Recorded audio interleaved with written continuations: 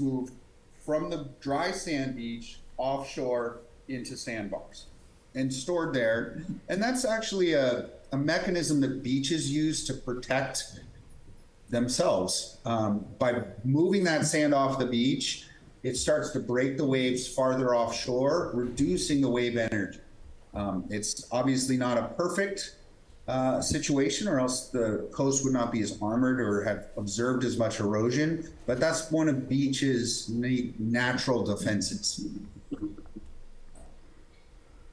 We also went back to more of the literature and historic reports and notes from Public Works, and to the 82-83 El Nino. And in that event, 4 stairways were destroyed or partially destroyed. There was significant outflanking of the seawalls.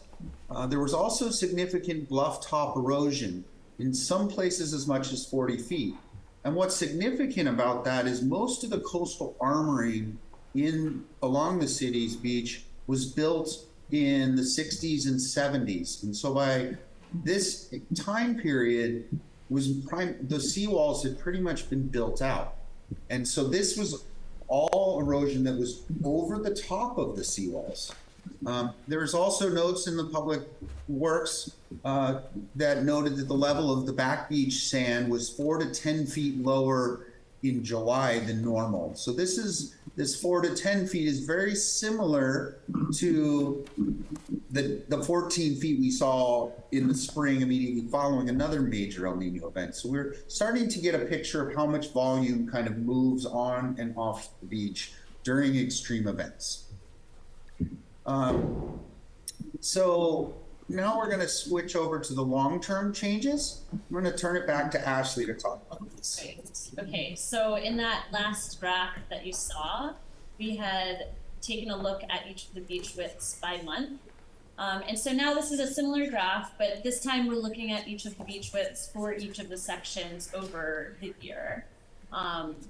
So I want to note that for this data set, most of the armoring was already in place. So most of the armoring was put into place in the 60s and 70s. And so this is post-armoring. And the shoreline is relatively stable, as in there aren't many long-term trends, in the sense that they're all kind of hovering about a mean, which is that black line, and that's about 250 feet. And so that also gives more evidence to say that the sand generally moves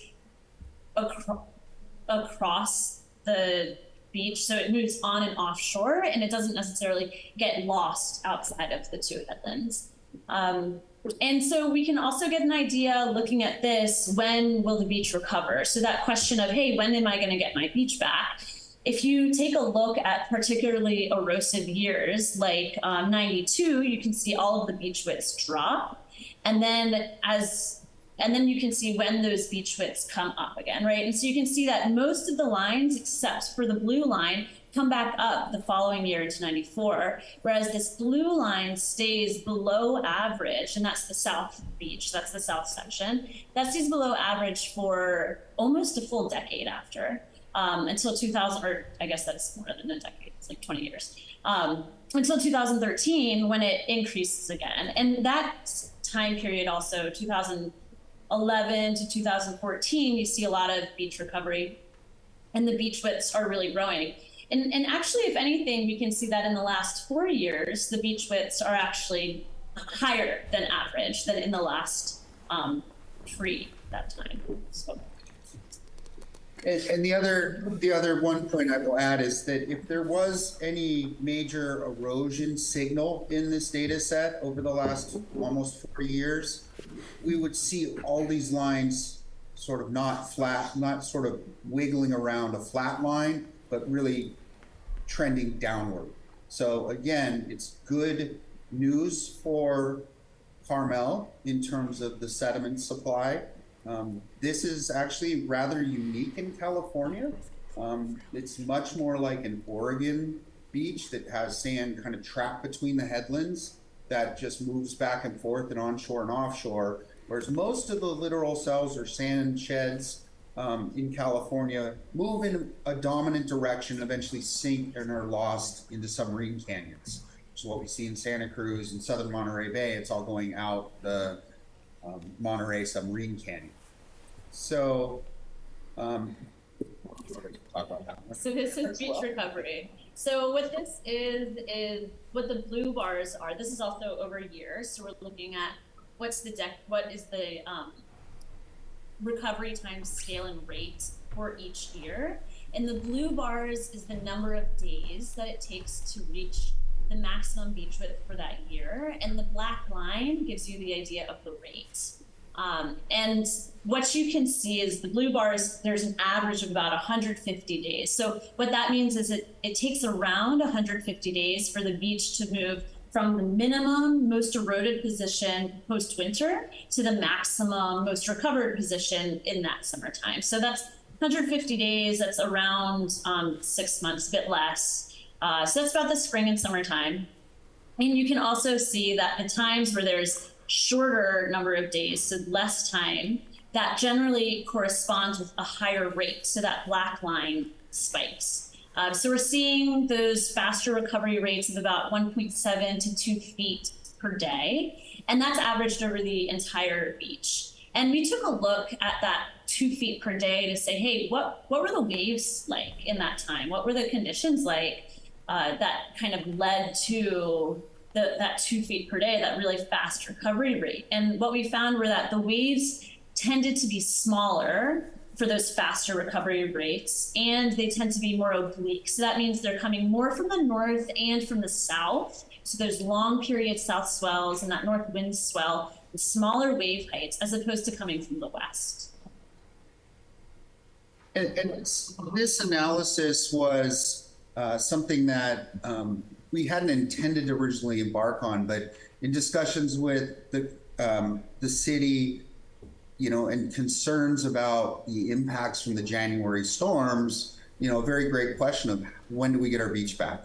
And, so we really try to tease that apart as much as we can, acknowledging that, as sea level rises, some of those dynamics may change, but I think it's important to kind of manage some of the expectations that, the South may take much longer time than areas from the Central Beach and dune areas to the north.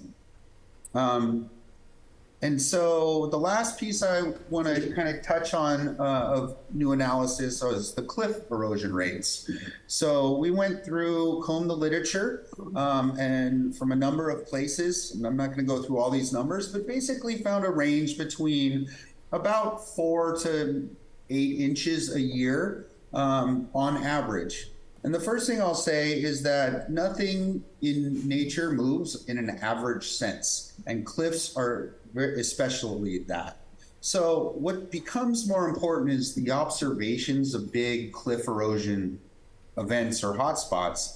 And following the 82, 83 and, observed in the air photos and things, the largest erosion events have occurred up to a maximum of about 40 feet. In a time period that the cliffs were armored. So again, there's often a sense of security when you have coastal armoring that erosion will not occur anymore. And that's going to occur, and it's going to occur much higher on the cliff face and possibly go much even farther than the 40 feet. So our next steps of work are looking at future hazard modeling. So we're going to be looking at both beach widths, cliff position, and dune crest position for several different sea level rise scenarios. We'll be looking at average winter and summer conditions and stormy winter and sort of recovered conditions for the beach widths. We'll also be projecting future bluff or cliff erosion hazard extents, both with the armoring or for some reason the armoring were to go away, how that might also influence the extents of coastal erosion, and then look at sort of where the future crest position might be, and sort of what the eroded scarp might look like at the base. That will then lead into a vulnerability assessment where after we projected the hazard zones, then we'll start to say, what's at risk in those hazard zones, looking at threats to assets and infrastructure, the timing, some extensive hazards. We had a really exciting conversation with the Coastal Commission this morning about some additional funds to dig in much deeper on the adaptation work, and to provide some economic impacts and some other cool stuff that will be going to council in the next month.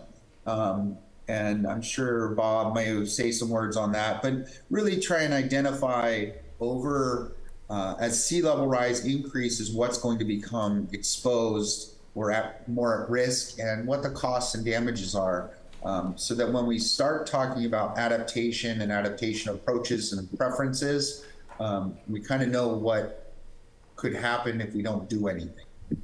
So I think that is all that we had. Hopefully, I'm sure there's probably a question or two. But before I open up the floor, I will say that we will be turning in the report probably by the end of next week, and that will be available for a lot more detail than we were able to cover in this short presentation. Dave, thank you. Can you put back the slides? I think some of the questions from the commissioners will have to do with some of those slides. I thought it was explained perfectly.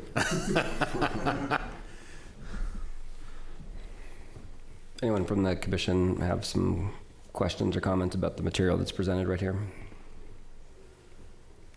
I had a Go ahead. I had a question, not this slide, it's a line graph slide with all the colors, maybe that one. So I was curious, on slide 21, you showed the erosion, 20, 30, 40 feet types of erosion. I think it was slide 21, that one. And those locations are all South Beach locations. So is there any way that you can correlate these erosion hotspots at this particular, do these show up in the data you have? These 82, 83 well above average erosions, as you described, they don't happen averagely, right? They happen in events. How does this get incorporated? How do I think about this when in the report it says the long-term shoreline position and beach widths have been relatively stable? And it seemed like most of what you were presenting was everything stable here, which kind of defies what you hear and read about the California coast all the time, and frankly, I think statements like that say everything is stable, reduce urgency for people to care that maybe there's a problem or there could be a problem, or even raise, why do we even need to do more work on adaptations if everything's stable, right? So help me understand how this erosion data in 82, 83 plays out in the other charts that you had. That is a great question. When I say that the beach is stable, what I mean is that the volume of sand that's moving in response to all the storms is consistent through time. We know that just because the beach is stable and the sediment supply is stable, it doesn't mean that we're not going to have big storm events that continue to cause erosion. And so it's certainly a pressing issue. And as illustrated by the January storms, where, there was all kinds of complications with beach access, with getting, emergency access to the beach. There wasn't as much damage to infrastructure and utilities and homes and things like that yet. And so I'm making the point that the beach can be stable in terms of a long-term sediment supply. So there's very likely to be a beach for the foreseeable future. But as sea level rises and wave run-ups, there was a study that just came out talking about how wave heights along the California coast have been increasing over time.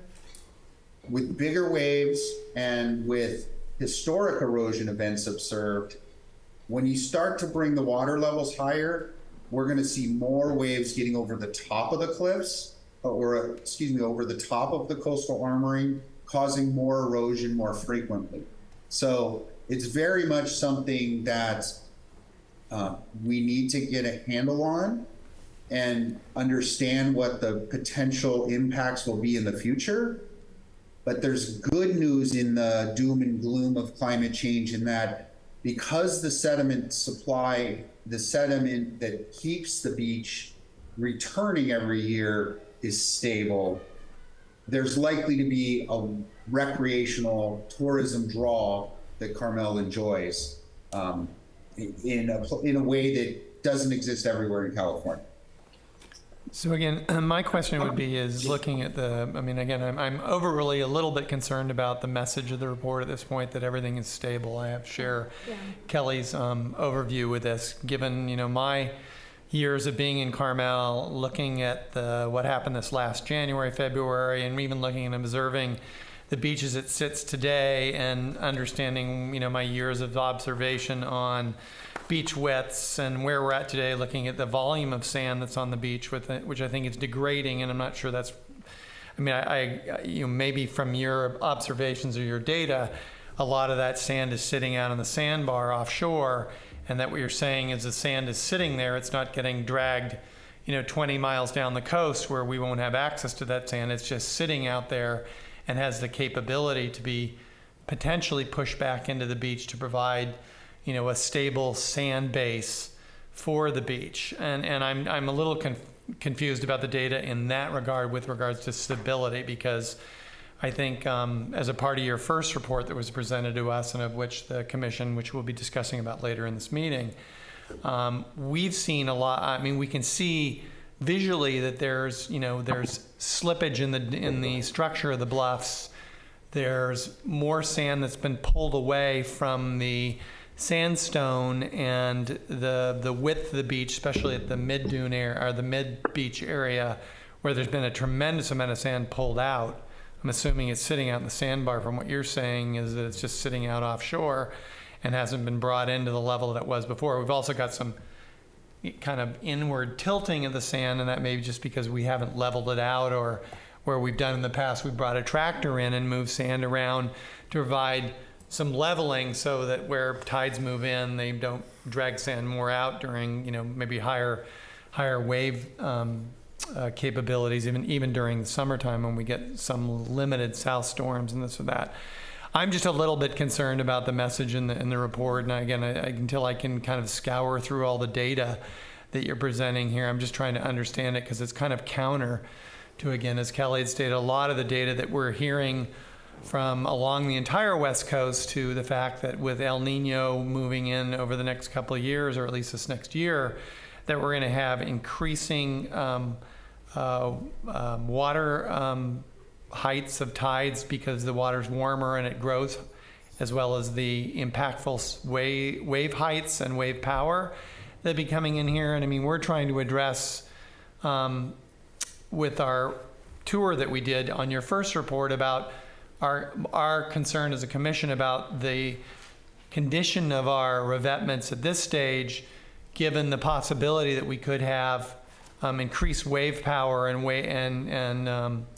tidal movements up hitting the bluffs and the dunes over this next winter, where we don't have revetments in place to provide any kind of support to some areas of the beach where we're concerned about movement of sand and dune out to the beach that could potentially be a collapsing scenario of infrastructure that holds up both the scenic walkway to scenic drive, where and again, counter to at least some of the things you're saying here, we had some scenic drive collapse at State Beach. Now, State Beach may be much different with their sand erosion than Carmel Beach, maybe because we're in an enclosed bay. That sand stays in the environment of our beach, where over at River Beach, between the river pushing it out into the River Beach Bay, that their erosion is much more severe because of the river or the way that structure is for that sand beach. So again, as a commission, our concern, I mean, my concern as a commissioner is that we're seeing an erosion going on at the beach right now that's concerning, given that we have, kind of an unknown riprap set up in certain areas of the beach that are concerning to us about, what does this mean for this next winter?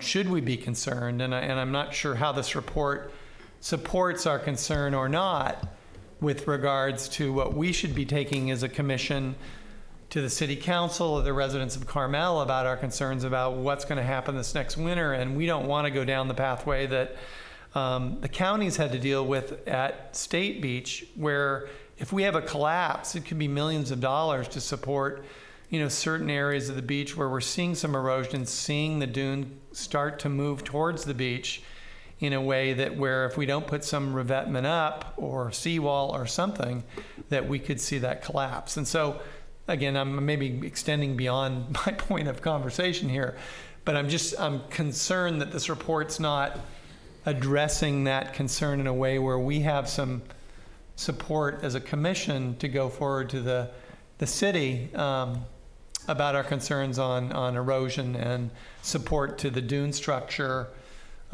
go forward. Okay, let me, I took a bunch of notes, so I will try and address some of your concerns and comments. I hear that we have focused on the stability of the sand supply. That is, I always try and look at what's good news to share before I get into the bad news. The good news is that you will have a beach of some shape or form for a while. The beach, when I say a beach, and this is sort of the beach is not just the dry sand. That's the tip of the iceberg. That whole beach is propped up by the sand that's offshore. And so if that volume moves, then the detail about how wide the iceberg is at the top is sort of a detail in the longer term geologic perspective that this study is looking into the future to try and provide some planning and adaptation options to maintain that beach, because I know it's so important. You mentioned the inward sloping sand, sort of, and this is, we deliberately set this presentation up because there's a lot, and we wanted to talk about the storm damages. These are major storm events similar to the January event, 14 feet of scour, and it took almost 20 years to recover. The inward side slanting inward is most likely caused by reflected waves coming off the seawalls and revetments and not being able to deposit the sand and keeping it entrained and developing sort of scour troughs that we've observed kind of running down the beach. So there is a feedback loop between coastal armoring and how the beach profile is shaped. Again, there's a lot of details that we're trying not to get into the weeds on too much. One of the reasons we highlight El Nino is a great analogy for sea level rise because of what you said. Warmer water temperatures expand more. We typically have a foot of elevated water levels. So imagine a foot of sea level rise for a more intense storm season. Typically during big El Nino events, we get those west swells that cause a lot more erosion. So am I concerned about the fate of the beach and the wave attack this coming winter when certain areas of the beach have not recovered yet? Absolutely. Is it important to take some preventative actions as feasible as possible, and starting to think through what those emergency contingency plans is something that is very important to the city. That's something we can certainly help with, but that's not sort of the scope and scale of what we're focused on right now in this contract. We're going to help you as much as we can. We are trying to get some support to get some cost estimates for what some of these emergency repairs and ongoing maintenance costs will be. So we can certainly think about how we convey the fact that there's a stable supply of sand, and in a way that doesn't mean we're always going to have a big wide sandy beach and you're always going to have erosion protection. And one point I want to make is that, yes, we stress the stability of the sand volume in the system, and that's good news for the foreseeable future. But as sea level rises, it's kind of like that bathtub effect, right? So it gets deeper and deeper, and that sand that's actually moving might be less, because the waves aren't able to pick it up the same way. And the bad news about having stable sand supplies, you don't have, or a stable sand volume, is you don't necessarily have sand getting input into the system also, right? So you don't have anything coming in. So any sand that's there is going to be there. And when it gets drowned, it'll be drowned. So your concerns are valid. And we need to convey that also. But if I'm a lay person, not, PhD'd in geology, for example, you could take this report and the tone of the presentation, and if you're comparing Carmel versus other Northern California, you might just say Carmel's fine. We don't need to worry about it. Let's move on to, if you're looking at the California Coastal Commission, you might just say Carmel's fine and we don't need to do any more there. And if you're City of Carmel and you're trying to figure out on a very limited budget, what do you invest in, right? I'm not sure you would say we need to do anything, particularly because the two El Niños you referenced, you said we came back just fine from both of those historically. If this is all true, right, then it does beg the question, and you said, oh, well, you have the erosion whether you have the armoring there or not, right? It begs the question is, are we overreacting to that we could have storms that do more damage in the future? That's all. So there will absolutely, this is a lot, like, I'm not going to talk about this. This is all of the data. You see how squiggly these lines are? We're reporting what the trend line is, what the averages are, to synthesize and summarize the data. But in a lot of places, and the report, that beach width that you can observe varies tremendously. When we think about the history of it, Carmel's been eroding for decades and decades along the backshore. It was armored in the 50s and 60s before a lot of the coastal armoring has come into California. So the things that were happening back then, the city took preemptive action to stabilize some of that. Typically what happens in most of California, and that's why I said this is more like an Oregon sort of littoral cell. Typically in California, there's been a lot of talks, everywhere else says this, you have a one-way direction of sand or a dominant direction of sand transport, and when you armor the coast, that sort of disappears over time, and it's called passive erosion. And what we're seeing is that there are definitely a lot of differences between year-to-year widths and year-to-year volumes of sand that you would call, a layman would call a sandy beach. And when it's less and it's more offshore, there's a lot more risk of damage to the structures, scouring underneath the structures that could compromise them, or overtopping over the crest of the structures, causing bluff erosion and impacting bluff top amenities and infrastructure. Well, as another commissioner, I'm going to echo some concern I have with the language. I highlighted that as the fact, having spent 53 years on this beach, that I've witnessed the erosion taking place, especially in a part that I didn't really see you touch too much on, specifically the North Dunes. And I'm going to be biased because I play volleyball up there, but I can say with certainty that that sand drop has been significant, and it's not coming back unless it gets moved back up. And Bob, it'd be great if you'd move some back up. We could use some. And I'm interested in, you had cited in your data sets, the USGS, their waves analysis, right? And how do you reconcile what you're finding versus what they're finding? Because I've seen, I think is it called a Cosmos model? Is that what that is? Where it shows Carmel Beach specifically eroding at 0.7 to 1.1 feet a year. And I mean, does that match up with where you're coming with your conclusions? So, Cosmos model, in order to look at the Cosmos data, you have to click a big disclaimer that says do not use for planning purposes. It is based on a lot of statewide assessment. One of our colleagues, Cheryl Hapke, conducted this study of statewide cliff and beach erosion, or cliff and shoreline change analysis for the entire California coast. And there was 4 data points between the 1930s and 2002. So if you had a couple of events, and the 1930s wasn't armored.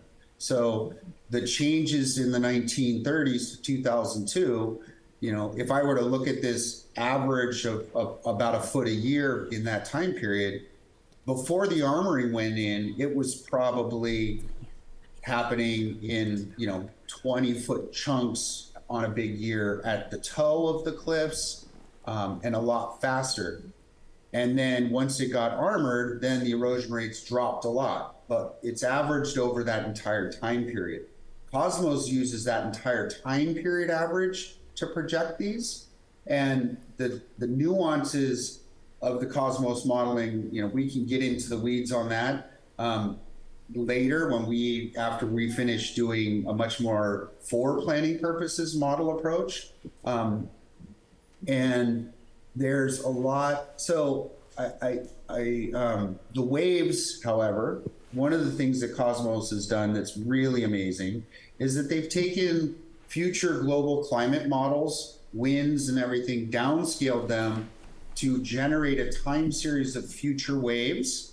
And those future waves are what we're going to be using to drive our modeling into our erosion hazard assessment in the future. Did that answer your question a little bit? I think so, yeah. I just wanted to make a statement just along the lines of concern of some of the kind of more positive outlooks here, because I think there's real concern that we need to focus on. I don't know if it's saving the beach, maybe not. That's not really what we can do, but doing our best to keep it around for as long as possible. So, yeah. And maybe that's what I'm trying to convey as a positive message is I think there will be a beach around, whereas if you were to come up to Santa Cruz, I would say most of those beaches are going to be gone. And so that's the positive piece. When I say stable, that I see that's being misconstrued as the shoreline safe and there's not going to be erosion and all that. That's still going to happen. And I am concerned about Carmel this coming winter because the beach hasn't recovered all the way yet, especially at the south end. Any other comments from the commission? Is there just as a question, because Brian. in prior, I'm sorry, okay. Yeah. Oh, no, I'm sorry. I just think that's what, as a commission, that we are concerned about. I think that we're worried with all of the climate change that we're experiencing. How is it affecting us? So I think you just touched on it there. We're all concerned, and so we want to know what can we do to try to get ahead of this. So I think that's where I am. That's where I think that a lot of us are. So I think that we're just thrown off by the stability because we're seeing change and we're not seeing a quick recovery.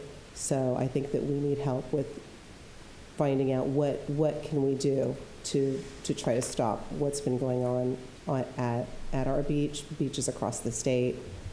We're just trying to get ahead of it. The answer Carmel Beach is going to be different than the answer for Main Beach in Santa Cruz, or, you know, Goleta Beach or Newport Beach, because of these nuances that make the Carmel situation different than the other ones. But these squiggly lines show the variability in the beaches from one month to another through time. And you can see in many places, it's 120 feet change, you know, in a month. And so that's what we're witnessing right now. And there's often no better time to talk about the future and adaptation than after a major storm event. Everybody's like, we need to understand this and we need to do something. And, you know, the city, it's been a high priority for the city, and we're moving along. You know, this winter poses, you know, there's questions and nervousness among, I think, everyone, you know, here about that. Mr. Chair, I wanted to make a couple of comments, so maybe we can start to wrap this up. First of all, on the city staff report, when it was first written, it was really an outline of what our consultants' tasks are. And then we said, you know, maybe we should throw in some big 30,000-foot overview of what they're going to talk about. So this is kind of refers to the stable. This was meant to be a very preliminary, some concepts of what we'd be talking about. So perhaps, hopefully we're not taking every, you know, each sentence that literally. It was meant to be a placeholder for the staff report. Second, the slides will be made available hopefully as soon as possible on the city website. We do have a climate committee, climate action page that we can make these slides available very soon. And third is that intentionally we wanted to come to the Forest and Beach for input, which is what we're getting, before the consultants finish their technical report. Yes, it's going to be a big old gnarly technical report. You saw how technical it's going to get. But certainly the comments we heard today from the commissioners, very valid. City staff will work with the consultants, maybe an executive summary or something, like how does all this data interact with the concerns, you know, commissions and the public's concerns of the beach conditions today. So it was intentional. This was not, here's the presentation, we're done, we're moving on to the next task. Here's what we found as data. What do you guys think? And we got some feedback, which is great. And then let's go back and we'll finish that report, and then we'll come back at a later date and go to task 3. So we got more coming. All right, understood. I think we'll look forward to the full report and having another opportunity for some discussion around it.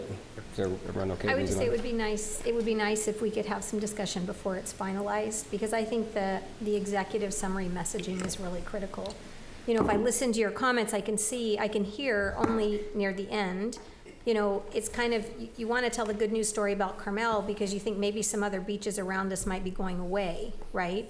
But that also will put potentially significantly increased demand on our beach, right? Yeah. If other beaches in the area are declining or going away, which puts even more, you know, it's how you tell the story, right? It's the narrative. And I think that the executive summary on this report is critical, probably also to you gaining the ability to get more funds to do more work, to be totally honest. Because if the message is Carmel's okay, you have a beach, that may not, you know, so before it's finalized, it would be nice if we could look at it or talk about it or something. Would be great.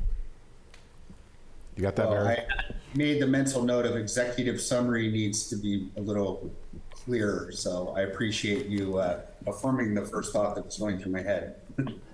Perfect. Thank you very much for the presentation. Thank you. Mary, thank you. We'll keep moving on with our orders of business.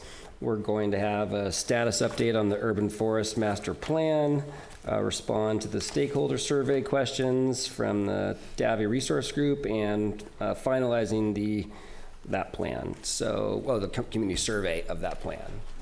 Tom? Okay.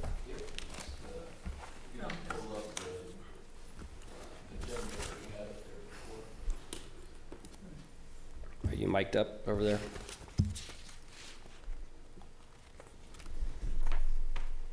Bob, would you mind asking Joel to switch to the presentation, the agenda that we had pulled up? Joel, can you switch to our laptop so we can pull up our PowerPoint or whatever we have?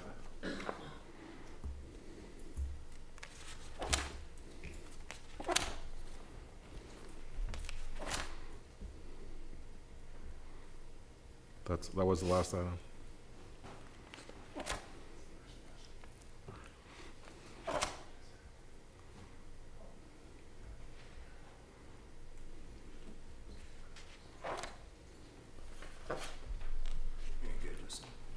We're up to page 54. All right, well, thank you again.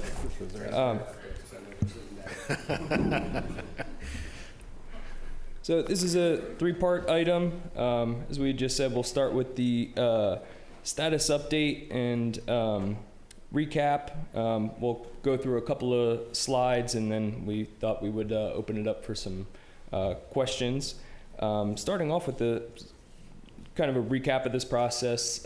It started in January of 2023, and then up until June, 2 months ago, the process focused primarily on Davies tree inventory collection, data gathering, review of city documents, review of the city's history of tree care practices. They reviewed the current forestry master plan, the Mission Trail Nature Preserve master plan, municipal code, several overarching documents to kind of gain a comprehensive picture of the city and forestry division as a whole. Yeah, right there on attachment 1, I think Justin has pulled up there. Just a couple of the highlights with where we're at. The tree inventory was completed, downloaded to our server. It's already proven to be very helpful. The tree canopy and land cover assessment is almost complete. Jumping down to operations review, Davey helps, or they gather our logistical processes of how we actually process tree work and tree maintenance. And there is a portion of the stakeholder interviews that we'll touch on right now.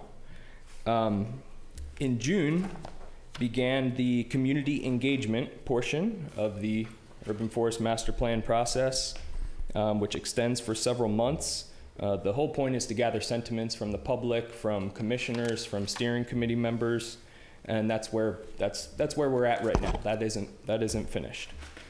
The intention was to have Davey ask the stakeholder questions to the commissioners at last month's Forest and Beach Commission meeting, which was would have been the day after the community meeting. But of course, since the Forest and Beach meeting was canceled, the commissioners will have an opportunity to respond to Davey's questions this evening.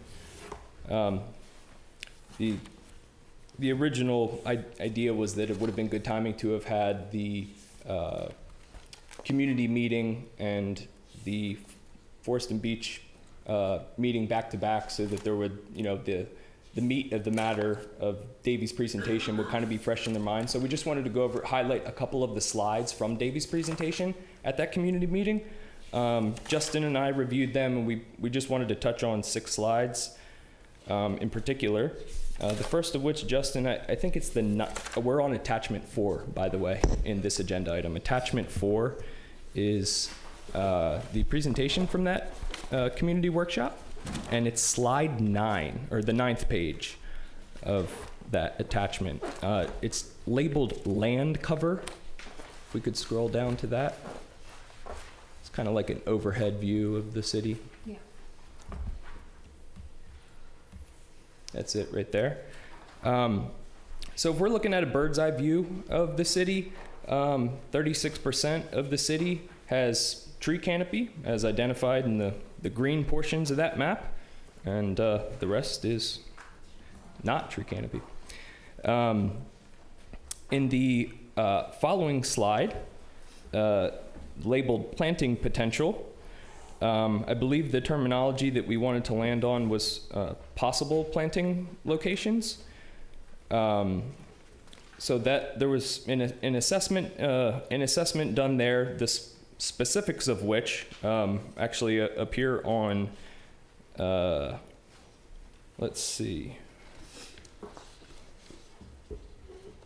They appear on, it's slide 14, Justin, if you wouldn't mind scrolling down several slides. It's labeled Community Tree Resource.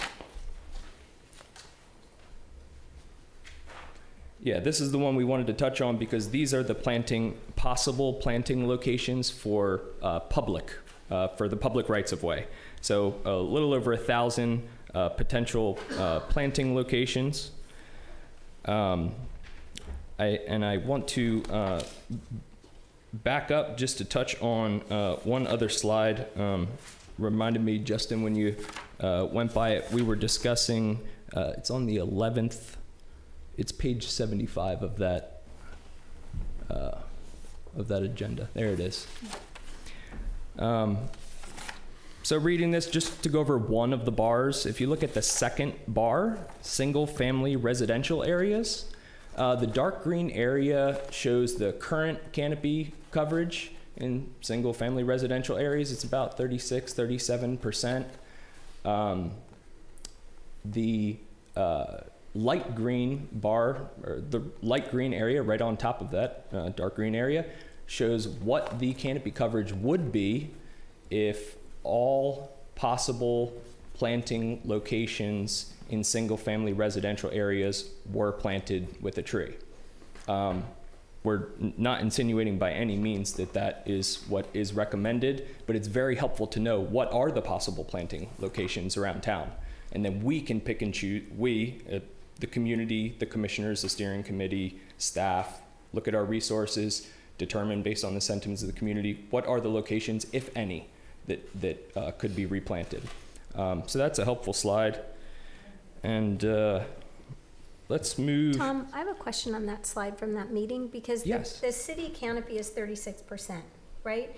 And if you look at single-family residential in Parkland, they kind of sit around that level. So the contribution of everything else seems insignificant because they're much lower. No, that's a great point. The area that covers single-family residential is actually a larger area compared to cultural and theatrical. I hope I'm getting at. Right, I'm just saying that, is your microphone on? It is, sorry. Just these bars are not all created equal in terms That's of correct. contribution, share of contribution to the canopy. That's right. Great Right? point. So I yes. think you have to be really careful, particularly because the parkland and single family is by far and large the dominant contributor. Yeah. Right? And so if we think about having any conversations about increasing canopy, you have to be really careful because I think burdening the private homeowner to put more trees, like more than what we have recommended historically, might be challenging, right? Because it's not going to come from these other areas. Sure. Right. That's an excellent point. And that's what's so frustrating, actually, Tom, because the questionnaires and everything should have been gone out, so they didn't use our money to figure all this out, find out what we really are wanting, what direction we're wanting to go, instead of all this stuff. I mean, I said that to you in the beginning, Bob, but to me, I just don't understand spending the money to get all this figures until we know where we want to go. There's been no decision on where we want to go yet. That's it. Right. We don't have a draft urban forest master plan. We're getting data. This is part of that data gathering process. I understand. And we're talking about gathering community input as well as commission and stakeholders and all that. So this is we're only at the data gathering. There's been no decisions. Zero. I just don't understand why the city spends the money on this ahead of time until they have an idea what we really want. I was really impressed with this that was put together. I had a quick question in the potential sites. When you're looking at that for potential canopy cover and it's specific to single family residential, are you doing that based off of the recommended that we have, like per like 4,000 square feet, or no? It's the area, it's the aerial view. Correct. Big Okay. picture. And We're this looking big is picture here. just for city, for the public right-of-ways. So the residential and single-family are picking up a lot more because there are historic blank patches that are parking spots. Because basically they're doing a overview from satellite imagery. Okay. And they're looking for, lack of a better term, bare patches of dirt. Where can we put a tree? Got it. And there are some of those that are historical parking spots. So it's not feasible to plant a tree there. And one more thing to touch, Commissioner Burling, is we needed to do, a lot of this was the inventory, and before we know what we want to do at all, we need to know what we have. So they inventoried all 10,000 trees, so we know what we have, what condition they're in, and then this was the baseline of the baseline, so now we can really make a efficient and equitable plan going forward for everybody. Thank you. These are excellent questions. Yes, Commissioner. Tom, I just had a question. The light green area, for example, in the single-family residential and the parkland, is that private property or is that all city property in the single-family residential area?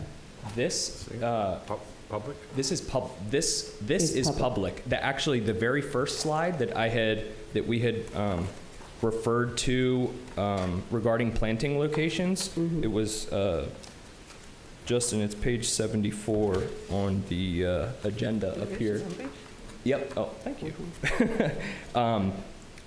Where that says, 3,600 possible potential planting sites.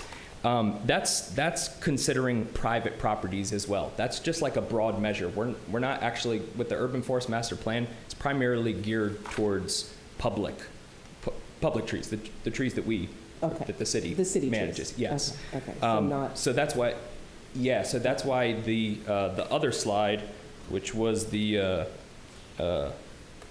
slide on page 78 of the agenda, which is titled Community Tree Resource.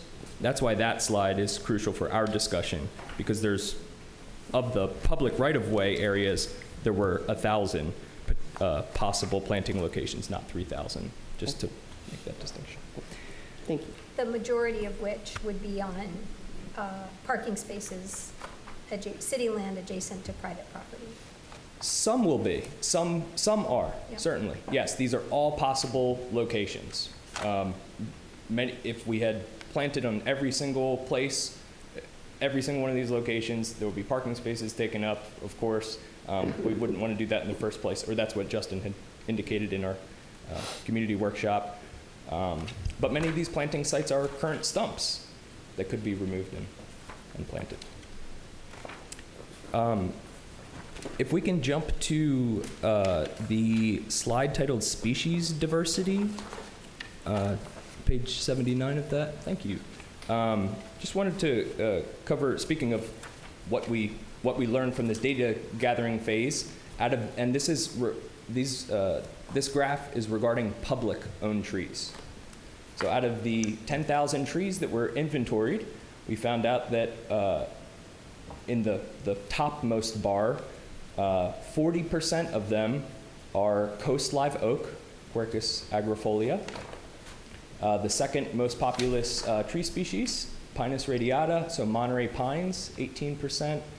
And Justin, you had corrected I believe there's an updated terminology for. Yes, the third most, the 8.7%, is the Monterey cypress. It's listed as Cupressus macrocarpa, but just to be PC and everything, it is now called Hesperocyparis macrocarpa. Thank you. This is why we have you, Justin. And then there's a diversity of many other species, but that's a little overview of what we have in our public-owned trees. And then Tom, before you move on, I think, or maybe Justin, what I recall David Resource Group pointing out is that having 40, 58 66 or whatever percent of, 2/3 of our tree population, there's just merely 3 species. And if one gets disease, I mean, we're not very diverse. Could you elaborate on that? Yeah, so they brought up some numbers for tree diversity that are kind of the goal. I believe it was no more than 10% of one species, 20% of one genus, and 30% of one family. And already, like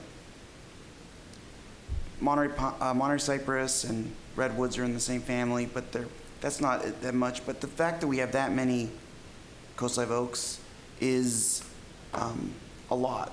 And when, not if, but most likely when these invasive exotic pathogens or pests come in, we could see them totally drop off, like what happened with pitch canker in the 90s. There are 2 novel wood-boring beetles coming from the south. One that specifically attacks oak trees. That's, so far it hasn't made it past LA County, I believe, or San Diego County. Either San Diego, it hasn't made it up past LA County, but it's probably coming. Just, looking to the future, we do need to even those bars out a little bit. So 4 times over indexing, should we be as stringent on coastal live oak tree removals and be encouraging other species to be planted? I mean, we should definitely be taking a look at it and, looking at them with a different point of view, because it is eye-opening how many we have. And especially if they're getting towards the end of their life, that should be a consideration that we as staff take into account. But now that we have this data and we're getting the plan and all the information gathered, then we can begin to make, the commission can make policy decisions on what we want to do. Yeah, and this Maybe we want more coast live oaks, but I doubt it. But, Well, I mean, but now we have the data so we can make educated decisions. Yeah, this is pretty eye-opening, Right. how many, the species diversity. Right. But I think we also spoke in that meeting in July about how that is part of what makes Carmel, part of its iconic beauty, right? Is that we have these cypress and these pines and these coastal live oaks, right? I know, and it definitely is, and it's the pines too, but again, like, my dad sat on the pitch canker task force in the 90s, and it was going to be the pine apocalypse, that they were all going to die. And luckily it hasn't. A lot of them have acquired natural immunity, but if there is something worse that comes along, it leaves us then with nothing. Exposed. Yeah, exposed.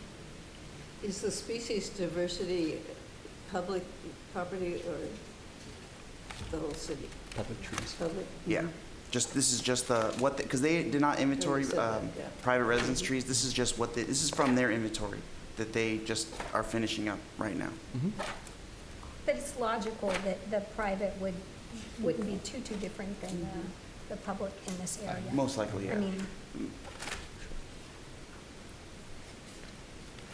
There were 2 other slides that we wanted to touch on. 3 slides. it was an interesting meeting, you missed This it. is the first of 4 parts of this item. Yes. I took a bunch of calls. 3 slides later, there is a slide called tree condition. This is pretty critical. This shows that 90% of the trees in the public rights of way are in good or fair condition. What about the other 10% on the following slide? Of the 10% of trees that are in poor or worse condition, almost 700 are categorized as poor, almost 100 is very poor, and 139 is dead. This is critical information for our city to know, so that we can direct the resources that we have to be able to prioritize the important trees. And in the inventory that has been sent to us, that we now have access to, we can click around to, every single one of those trees is identified individually. We can click to it, we can filter through them, we can see exactly where they are. So it's been important. So that was just a little snippet of the presentation that Davey had presented at the community workshop. Purpose of that, of course, was for not just commissioners and steering committee members, but the public alike, to come receive the information and ask questions to Davey. And although Davey is here present with us, two of the same personnel who were there at that meeting, their purpose here this evening is actually to ask you questions. But before we move on to that, are there any additional questions from the commissioners before we get to that segment? Okay. This comment that I have started to take a look at Boulder's and Davis's, their plans that they have in place, and I really like where you're going with this in terms of really digging in deep so that we can come back to the table with something that's comprehensive like that. There's some great plans that are out there as good models for us. Thank you. So moving on to the second portion of this, the stakeholder questionnaire. In June, the steering committee members, of course the 5 commissioners and the 5 resident committee members, they were sent a 10-question stakeholder survey to provide each of their individual inputs regarding their vision of the urban forest.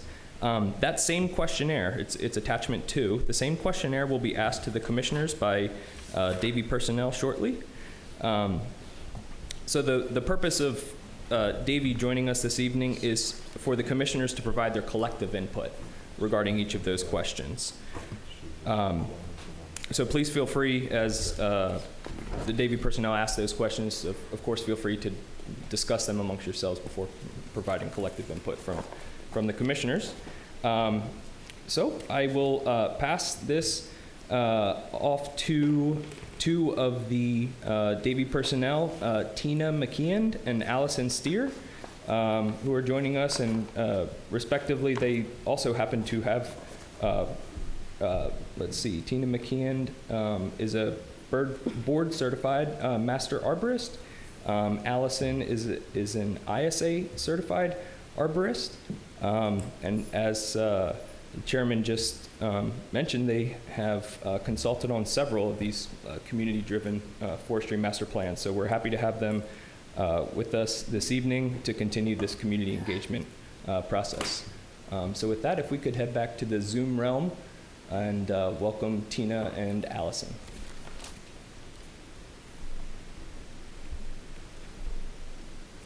Thank you, Tom, for that introduction, and thank you, commissioners, for having us tonight. We look forward to your responses to our questions. We are going to skip over a few of the questions, mostly the ones about you personally, and get to the more collective questions of interest. Beginning with, what do you perceive to be the biggest threat to the urban forest in Carmel?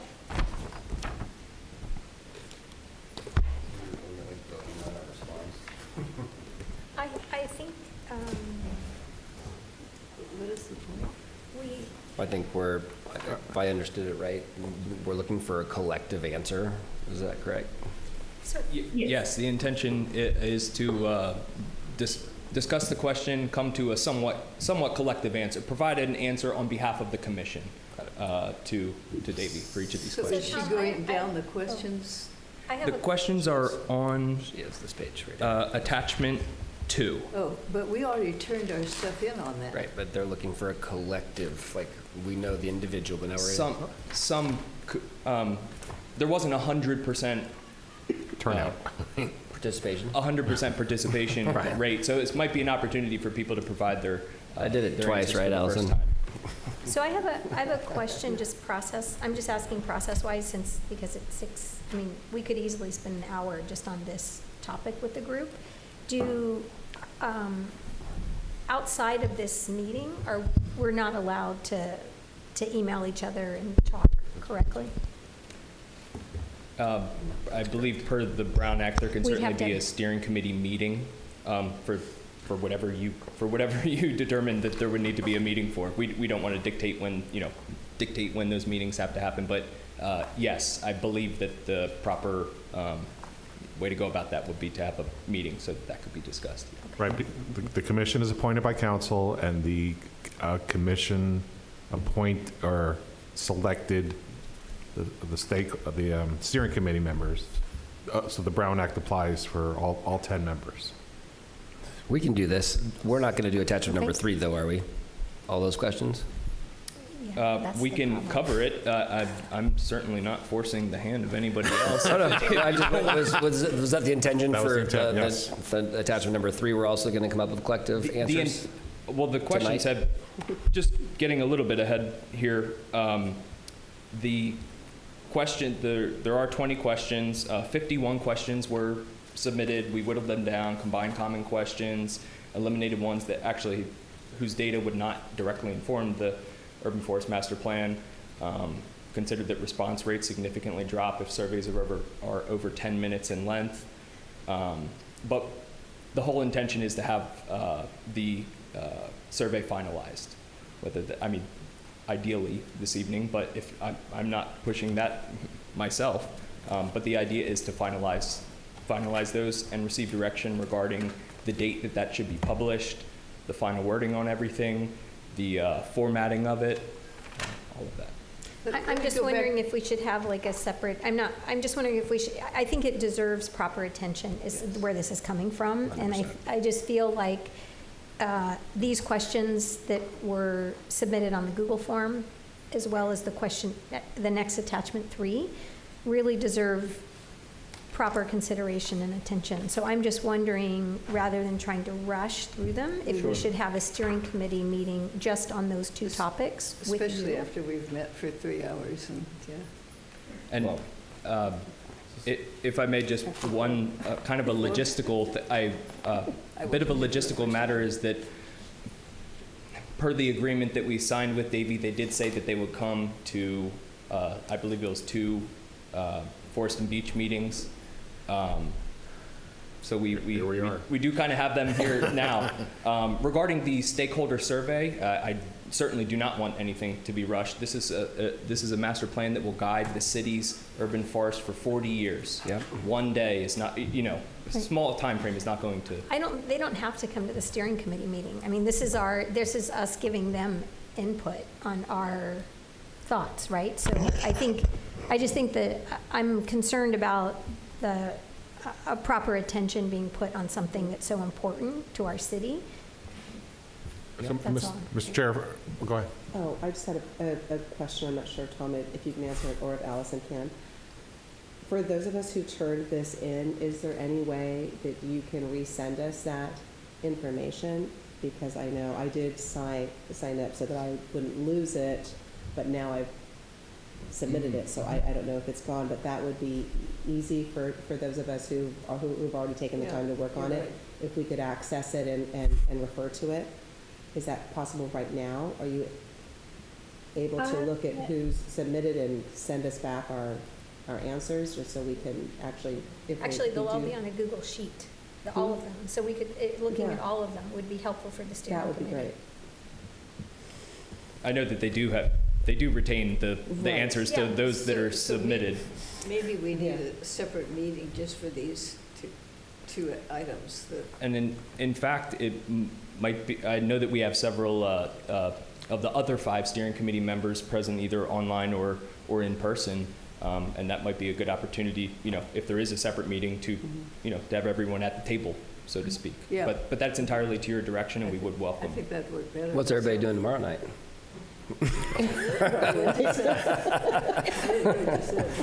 Tomorrow? Yeah.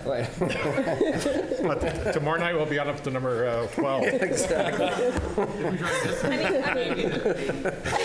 We can certainly do it this evening. It's just, I think, okay, sir, I'm just saying, Oh, yeah. we have to be prepared. Sarah's about to recuse herself. We just have to be prepared to stay. I think it would be inappropriate to shortchange the process, that's all, or shortchange the feedback, that's all. Mr. Chair, if I may, Yes. I would suggest, if you'd like to, consensus of the commission, we could punt this till next month and focus on the stakeholders survey and the community survey with the steering committee, the 10 of us, 10 of you. That's one option. Another option is we could potentially, depending on the availability, whatever, have a special meeting between now and next month. Either one is okay with So, me. so that's, we're looking for your guidance Let's on. have a steering committee, a Where- separate meeting on these two topics with the steering committee. Okay, so. See, I'd like, hopefully before I'd the like to hear next- from we can have the that. whole commission. So Brian, where are you with this? Yeah, I'm fine with that. Okay, fine with Fine with a a separate special? meeting. Okay, Okay, then Tamara the same, and Sarah, I heard you about 10 times, so. All right, so we'll schedule a special meeting. We'll schedule a special meeting as soon as possible, and we'll send out a survey to make sure that, or not, I shouldn't call it a survey. We'll send out a questionnaire on availability, so we can get hopefully all 10 people and Do you see the available. smile? You know, Allison is so patient. She's been with us the entire meeting. I saw her. I think she was on tour with us at 2:30. So, do I need to make a formal statement, or are we good with the plan to? No? No? No. Okay. The steering committee is, the steering committee and anybody in the public could also attend, correct? If it's a public meeting, that is correct. Yeah, so I just think particularly the woman who's still here in the back who spoke early this morning. Ms. Billig? This morning? It's a lot. Yesterday. When we kicked off, to make sure that she knows when that meeting is. Yeah. So that's recent. going to be attachment 2 and attachment 3. Those are the points in which we'll set up a special meeting to address those, make sure that we have a collective response for attachment 2, and then we're working through the wording on attachment 3. Is that correct? Yes, you Okay. can add questions, eliminate questions. We want you to own this process. We fully believe in 10 extremely qualified, intelligent, folks who are on the steering committee, and we want you to, to utilize you for that. Yes.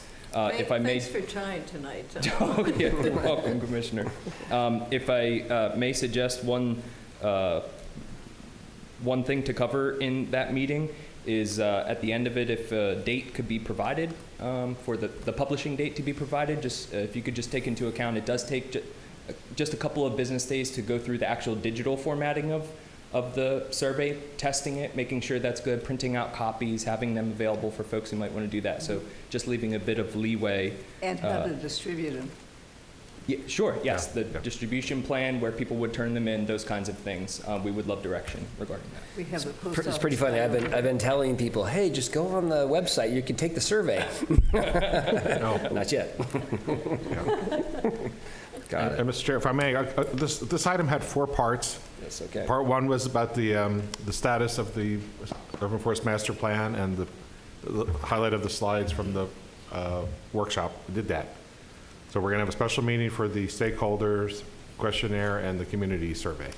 The 4th part was mine. Just wanted to mention that attachment 5 in your packet, which we're going to briefly discuss here, if you want to discuss. Let's discuss it. Is attachment number 5. This was from the steering committee member, Linda Smith. So she provided information that's in attachment 5. She also provided additional supplemental information that's on your on the dais and also on the table for the members of the public. This is just information that does pertain quite a bit to the Urban Forest Master Plan. So it's just information. It wasn't any, unless Ms. Smith is here. Linda, I believe, is here. If you wanted to make a statement about to kind of summarize those attachments, we. Linda, oh, there you go. Like to do Looks that. like she is. I think that sounds like a great idea. Hello, Linda. Hi. Yeah, I just provided information. I'm a representative of Monterey Pine Forest Watch, representing them on the steering committee. And as an old Carmelite whose family has been here since 1903, I just thought I had some information, scientific, that has been accumulated over the years during Monterey Pine Forest Watch's existence, and then family photos and et cetera of the forest, and some information from the past, from Carmel's past. So this is just for everybody's just edification and enjoyment. And so I like what you're saying. I think this supplemental meeting is going to be great. Thank you, Linda, and thank you for the information. Thanks. public comments for There, postponing, having a separate meeting? we could probably do that. We can throw that out there. Are there any public comments first in the chambers regarding the commission's decision to postpone the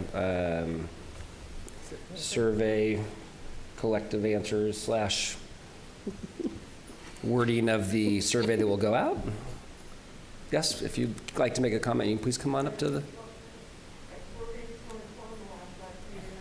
No, Please, if you wouldn't mind, thank you.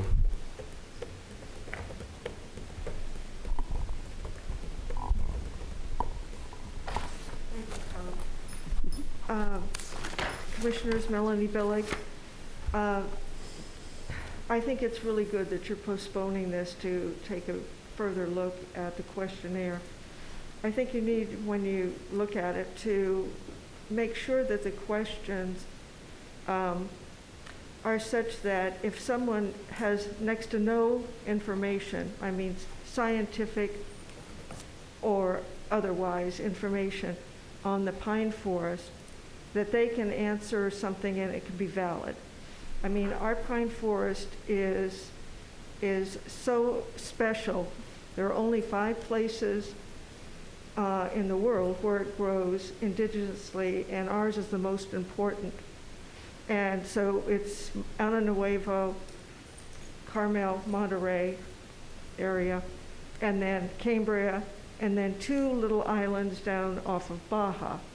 I don't know if you're aware of that. And these are the only special places where the forest grows. And because of the continental plate shift, that's why you've got a couple way down south in Baja. And most people in this community don't understand the tremendous importance of this forest, not only for our particular environment, but just because of its status. And I think that the questionnaire ought to show that, or try to find out the level of understanding that people have, because you can make all kinds of just off-the-cuff comments in a survey and lead to some very important decision-making that might not be appropriate for here, or may be very appropriate. And my feeling is that most of the people that live in this town really don't understand what this forest is and has been. I mean, this whole area in the 17th century was covered with Monterey pines and oaks. That's the basis of it. All along these areas that I've mentioned to you. And the forest comes back and it goes away, and it's all related to climatic conditions. We've been in a very stressful drought period here. And that kind of drought has not existed for 1,200 years. So I think we need to be very careful and mindful of what we're suggesting in this master plan, and not be leading people in the questionnaire, because questionnaires are very difficult to craft. Anyone who's tried to do one scientifically knows that for a fact. So I would just plead for some sensitivity and maybe doing some public education as well, so people can answer these questions in a truly meaningful and educated way. Thank you. Thank you very much, Melanie. Appreciate that. Okay, so let's see. What else do we have to do? Have a few more things. 5 more things. went from morning to Here we go. afternoon to evening. Oh, sorry. Another public comment? Yes, please. Oh, please. I didn't close it, so you got me. Alan Wheat here, professional plant geek and professor. I see the state of the forest going through some really hard times. We've had very drought years, windstorms. We've had replanting in the past, but we got utility lines and a lot of other obstacles. I would like to see planting done correctly in this new plan, and that you incorporate the forest as friends, the plant community, with these trees. These trees grow around their neighbors and they're their friends, These plant communities are repeatable assemblages of plants together that form a plant community, and they can't be healthy without each other. And it's not about a pine next to a sidewalk or a house or this or that. It's the whole environment. With the oaks, we have oak root fungus all over town. You know, we didn't know much back when we started here, and everybody had gardens and watered too much, and we have a lot of decaying oaks in that, from that. From the horticulturist, arborist kind of vision, I always try and protect the healthy trees. And I see a lot of sick trees right next to healthy trees. And we all love the trees. I love the trees. You know, we want to preserve the forest for the future. We need a younger generation, and we need to manage the weak, because we're not going to let a fire do it. We don't want a fire to do it. We don't want them to fall down. So there needs to be some part of action into this plan. Okay. Thank you. Great, thank you. If there's no more public comment, I'm going to go ahead and close public comments, and we'll move on in our orders of business. Looks like what we've got up next is the Ocean Avenue Median Islands Landscaping Design Alternatives. So who's leading that off? Okay, perfect. All right, over to our forester. Can we get the? Oh, actually, I was going to lead it. I was going to kick it off. Okay. Remember? No? Yes. In our little practice run. Okay, I was going to kick this off. All right. Mr. Chair, members of the commission.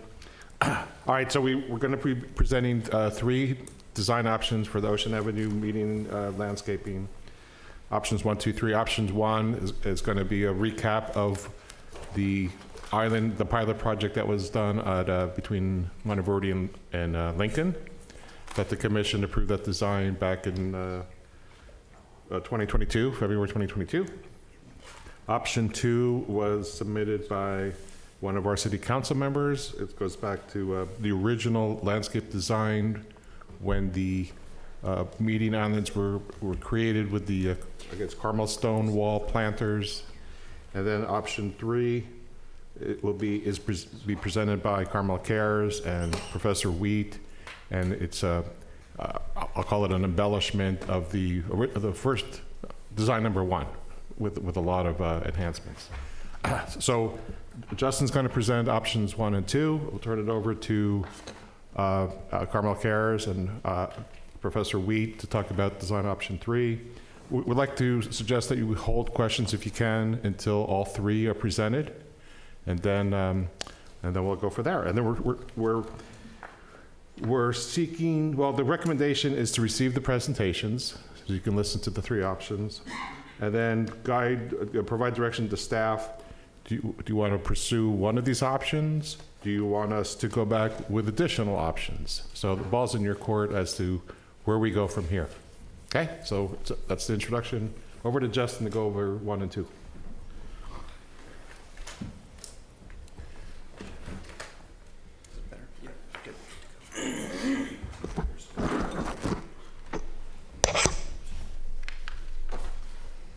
All right, commissioners. So this is a project that was started back in late 2021 with the previous forester.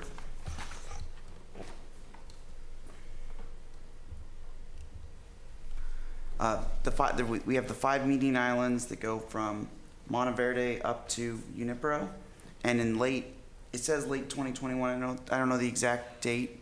A pilot island was done at the very westmost, starting at Monteverde, where this new plan was implemented and then brought to Forest and Beach Commission in February of the next year for you guys to assess and give your feedback on.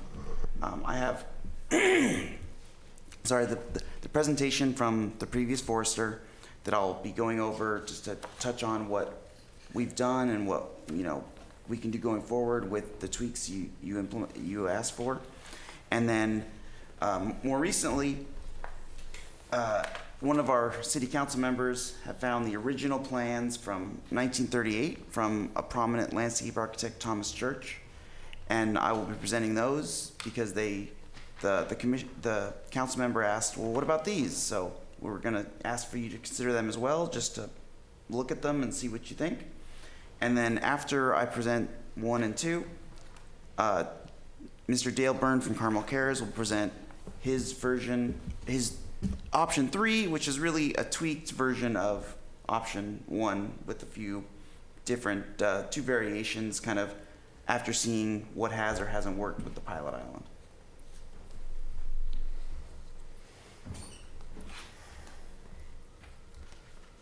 Here we go. Okay, so this started out as a kind of looking at the downtown, wanting to make the beautification of the kind of neglected islands more of a priority. So this, as I said before, this pilot island was put in place, but only 1 has been done so far. The other 4 have the remaining plants and infrastructure. So not only was the understory overhauled, also new irrigation boxes, timers, valves were all installed, because the current irrigation on the rest of the islands is approaching 30 years old. And talking to my landscape technician, it's hit or miss, a lot of fixes, a lot of, it only lasts so long, and really once it gets to an age, you're just doing so many fixes, it's really not worth the time and effort. The plan was to work with the existing native plants and trees native trees we have that are there, the oaks, the pines, the cypresses, and then some lower growing woody shrubs like toyon, manzanita, ceanothus, shrubby trees, and then plant some new plants to get some color, some flowers, and to provide more visual pop and also attract beneficial insects to the rest of the understory. Here's some examples of the existing and proposed trees. The Monterey pine on the left, coast live oak, ceanothus, also called blue blossom, toyon, and then the Monterey cypress. And then here are examples of some of the proposed plants and flowers. You see a varying palette of colors and statures, not only just of the leaf color, leaf shape, flower color, and overall shape and stature of the plants. Herbaceous perennial, and then this is the idea was to have a year-round bloom, so it would be changing throughout the seasons, so it would change and evolve throughout the year and be kind of a neat thing to complement the trees. So this is the installation of the pilot island.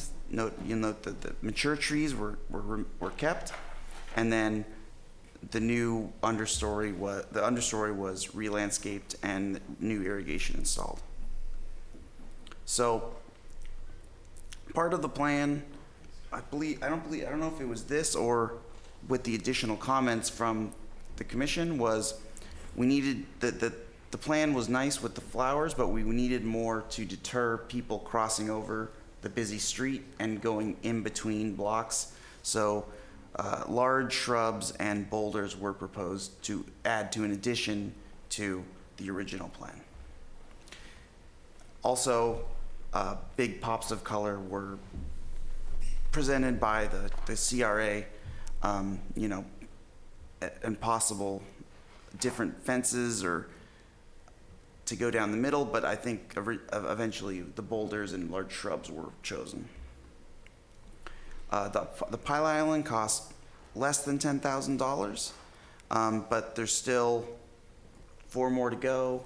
So the cost, we estimate around $50,000, just conservatively, with the fact that we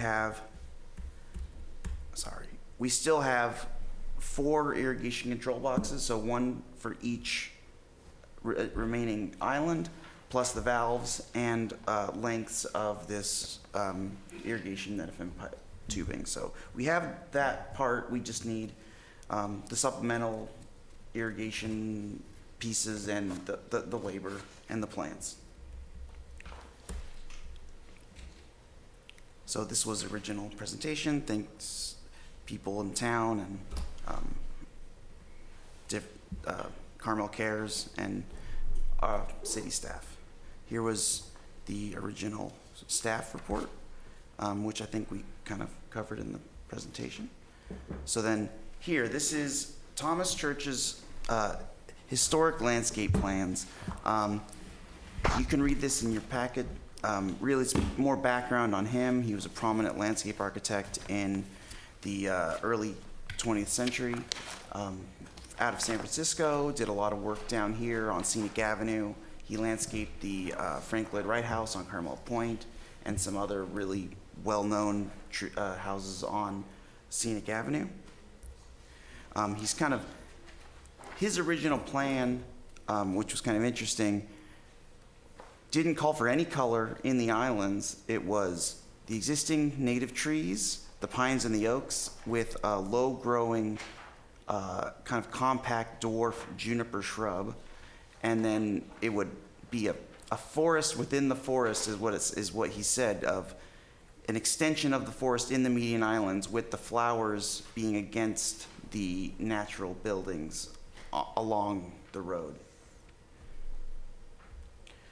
Some renderings of what it would have looked like back in, I don't know, I can't date it from the cars, but a long time ago.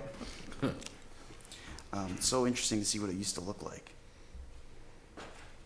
And then more of what Old Town Carmel looked like. And then the old blueprints. Here are an example of his original plans, the actual blueprints. So you'll see the existing, he's the one that called out for the Carmel stone walls, and most of the islands are filled with this low-growing juniper tamaricifolia, which is the tam juniper, a low-growing shrub, which you see is in a lot of landscapes. Again, more of the blueprints with, you see the oaks and the pines, not along Scenic and in some of the islands. Continuing on with the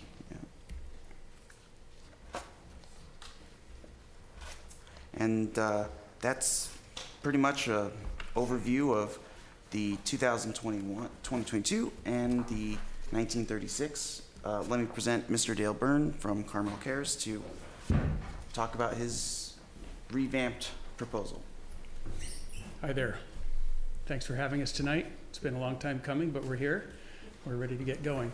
So I think there's a little bit of confusion. It's partly because so much time has gone by. Sarah was involved and she's gone, and Justin's on board, which I'm very excited about. We've been having some good discussions. The way I see it, there's really just two plans here. There's the original plan that has enhancements, and that's what we're going to present. So if you combine one in three, I think that's really your decision, because what he said was basically what we're going to propose, with just a slightly different plant selection and also a discussion about trees, which is an important issue. And so it's not really Carmel Cares. This is a combined, because we're a city support group. This is a city plan. Obviously, you can make some discussions about differences between 1 and 3, but I don't really see that there are three choices. There's 2. So I'm going to introduce Alan, because this is really a work product that he's been doing. The idea originally was that Alan was going to be retained by the city on a $3,000 contract. That never happened because Sarah ended up leaving in the middle of all that. We've covered $1,500 of that just to keep him going, because he's been delayed for about 5 months now. And I'd like to thank Alan for sticking with this, but I think it's going to be very exciting and it's going to be beautiful when it's finished. So I'm going to introduce Alan now to take it over. Thanks, Alan. Tell me when to go down.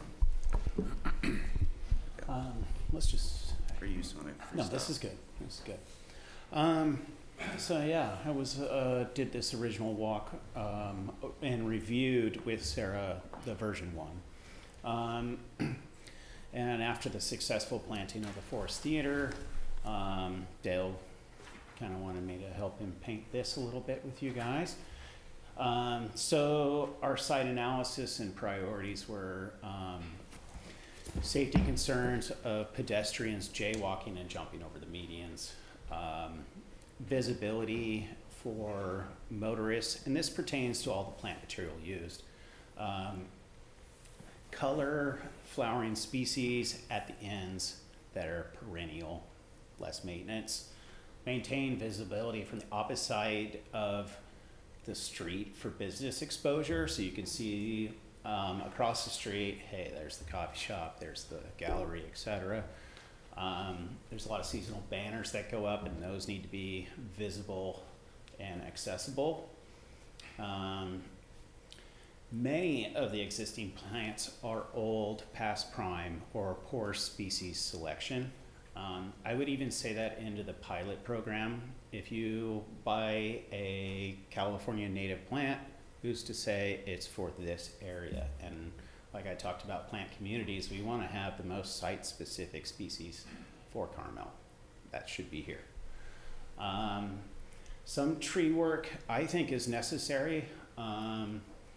Tree health and understory health would be incorporated in this plan. Some of the trees have some defects in them, and I've got other slides about that. So next, please. So the landscaping goals is to deter the jaywalking with boulders and plants. Using low growing, high color with long bloom periods. We need a long bloom period that attracts all the visitors to our city.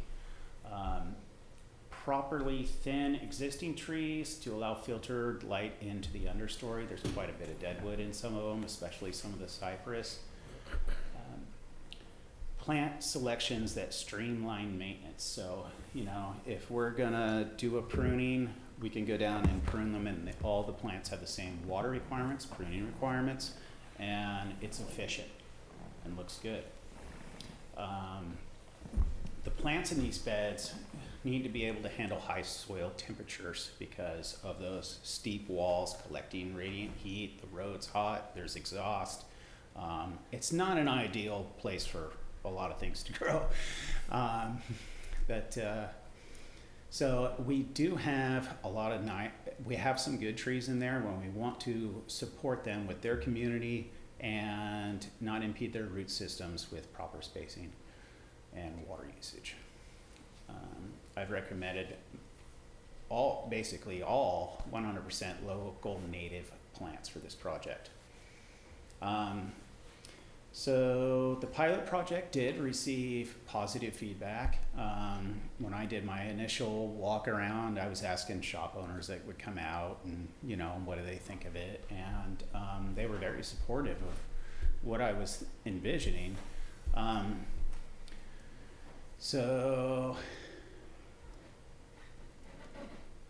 let's just go on to the next. So, okay. We've all talked about that a couple times.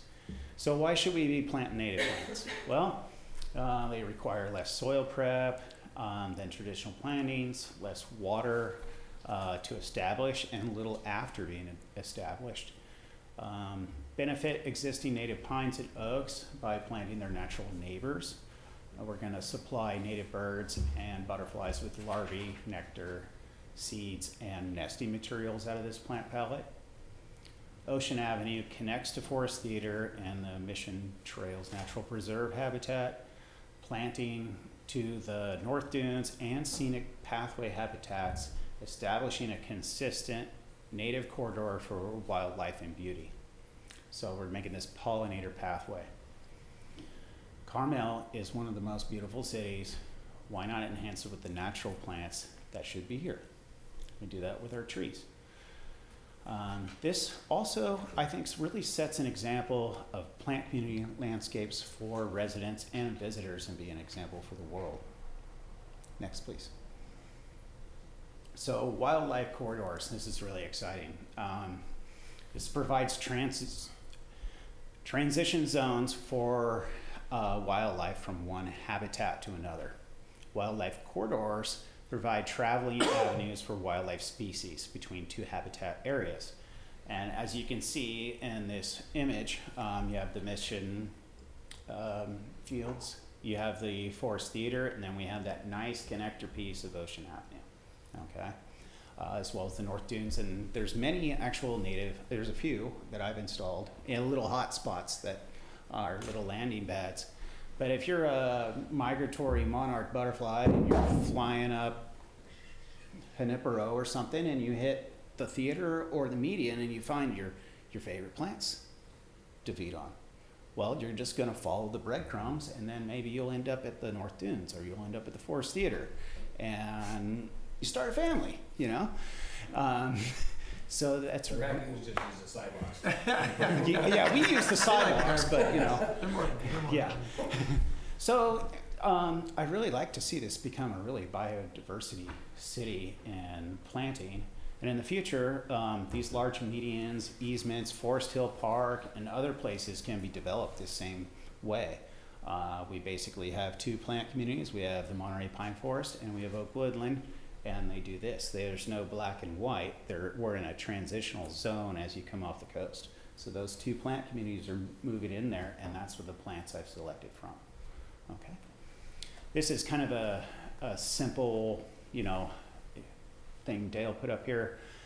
We have a great local boulder source, and putting these boulders in here, this doesn't really do it justice, but you can see the trees in there. Let's go to the next one. So these are South County boulders. They're amazing, dense. You can get them large. We can install them in all those problem areas, as well as make planting pockets so we have layers between our understory plants and our shrubs. So low vegetation for the median ends, so we maintain that visibility, and we have the attractiveness of the bookends of the intersections. Erigeron glaucus, that's our seaside daisy.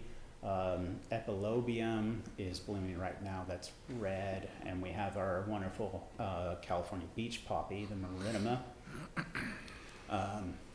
Yarrow is an excellent summer bloomer, long bloom period. Dudleya bretonii is this amazing succulent that grows in the cliffs, and we can have a few of those in there as specimens, and they receive quite well. So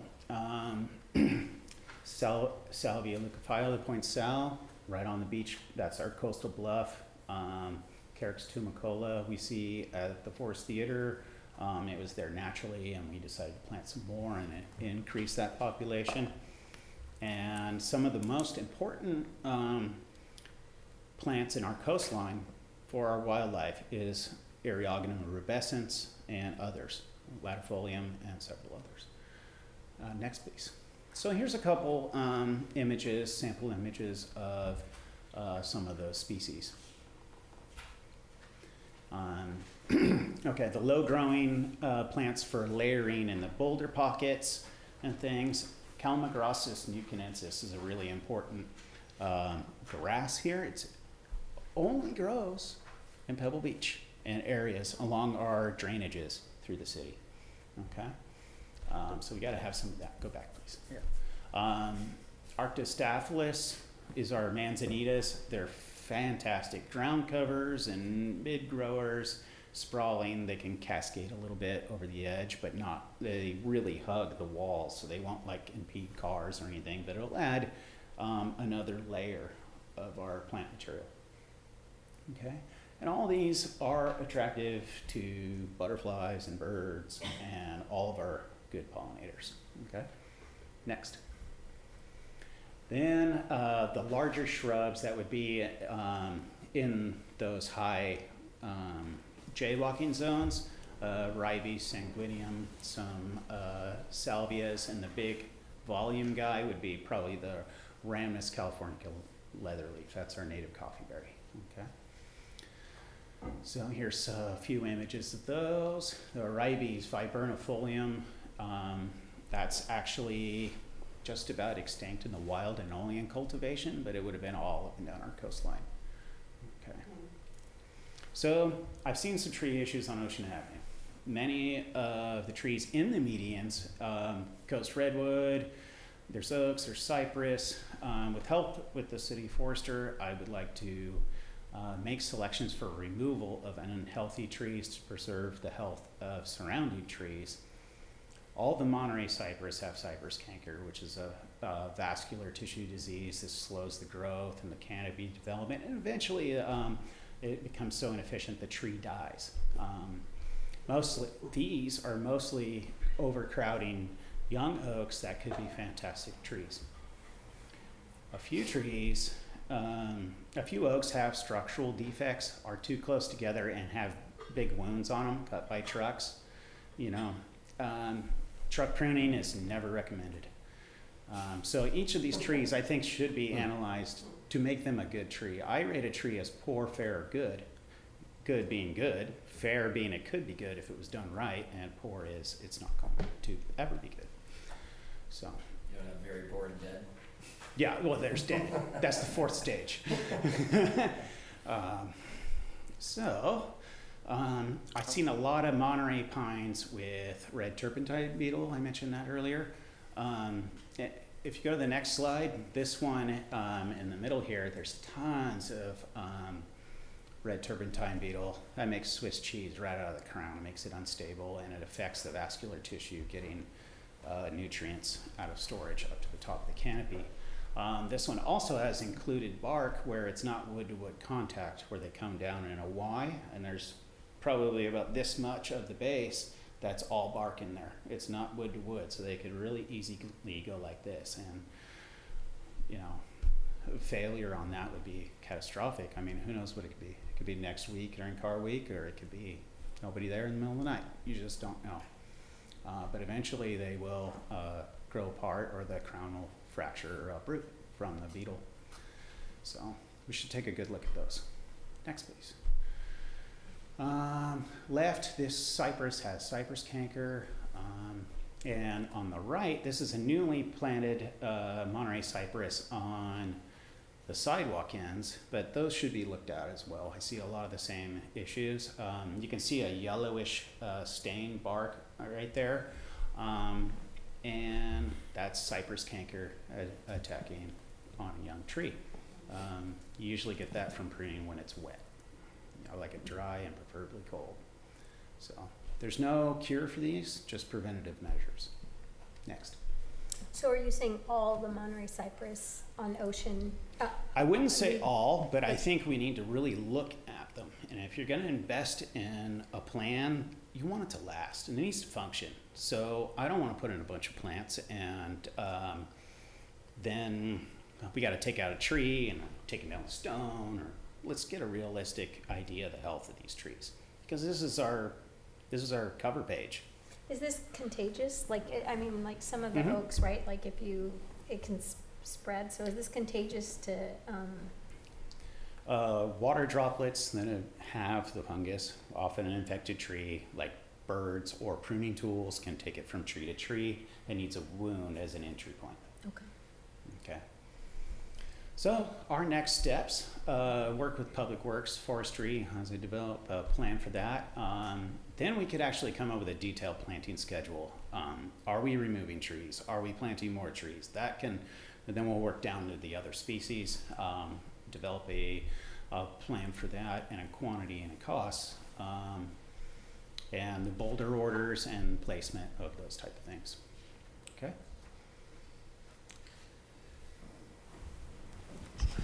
Thanks, Alan. Do you have some ideas around in terms of what you're proposing, which I understand is an enhancement of something that we had, as a commission, had already put in place in terms of cost enhancements? Is there some thoughts around that? I mean, certainly, who can't not like the ideas? And labor is often some of the most expensive. And having, Carmel Cares and other, volunteer professionals along with the city, I think we can keep that in that zone of 50-ish. How many boulders? Boulders take a lot, equipment takes a lot, but it's permanent. So I think that's in the ballpark, close. Okay, thanks. I also, there's one slide missing, and you have this supplement piece in your packet, I hope. And this talks about California AB 1573. And it was passed May 31st of this year to help statewide goals of increasing biodiversity, conserving water, and urban greening. So basically, it has several tiers as we step into the future, and that helps nurseries keep up with the demand and change the plant palette. Architects change the plant palette. So starting off, this will require 25% native species for public and commercial landscaping by 2026. And then we step all the way up to 75% in 2035. This plan does it day one. You're up to 2035. And this could actually be an excellent example of how private landscaping gets done and to our visitors, and show that we're trying to be more ecotourism, you know. I don't know what the setting. rest of the commission thinks, but I sure feel like all three of these plans are really, they're all very much the same. Well, I think what Thomas Church was doing back in 1938 was creating what was here and wanting to make sure that was held here. And this, what I hear you talk about, and I think what we tried to put in place back in 22 was something that would represent our area. But I'm like this notion that we're really driving a plant population that is native to our area and allowing these pollinator pathways. Is that what it was? Love it. Oh, yeah, there's really some good stuff. I don't know who wrote that, but it's some good great stuff. I'm excited about it. I don't know directionally, I don't know where you guys are, but I think that we should support. You may want to open up for public comments before you decide or JC, just to be one point. Thanks. The Tam juniper is not native to here. It's native to Europe, Europe to Western Asia, Spain to Siberia. Just it's not. Does it fit in the mold of a drought tolerant? It'll grow anyway. Plant? Yes. I don't even know where to get them. I mean, The 70s. Yeah, the 70s. Got it. Well, I'll go back in a time machine. Before I'll open up to public comment, does anyone have any more questions? And sorry, I'm speaking out of turn in terms of just having discussion about it. Any questions about what Professor Allen has presented? I just have a quick comment. Mm-hmm. I love what she had to say. Sometimes when I'm strolling around on scenic, I see all the beautiful flowers and things that Carmel-Paris has put out there, and I wonder what it is. Mm-hmm. Have we ever thought about, and I know this is like an icing on the cake, just putting a little thing in the dirt, a little sign that says every now and again what the plant is, especially if it's a local native plant that someone might not recognize. I know there's an app out there, and I do sometimes use the app, but I just thought that might be a little nicety at some point.